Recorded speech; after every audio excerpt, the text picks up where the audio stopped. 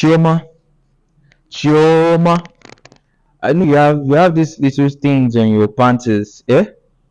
I'll tell you why we're having those things on your panties. After washing, you see that it's milky. That place is not very very very clean. It is not really your fault like that. But yes, it's your fault. Calm down, Chioma. I'll tell you why it's your fault. Uh, Imagine after washing your panties, eh? You now put it and dry it inside your toilet. You don't have enough air, just only air. There's nothing that will help it. Do you get? Also, another reason is you don't use panty liners. I keep emphasizing on this point. Panty liners are what you need.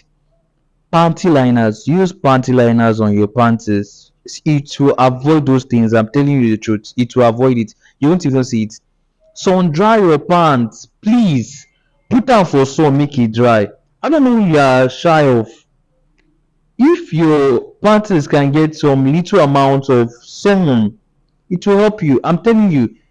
Okay? And then stop putting on those moist wears. You never dry finish, you don't wear and put. Wetin happen? You won't give yourself infection. Okay, Choma, stop it, okay?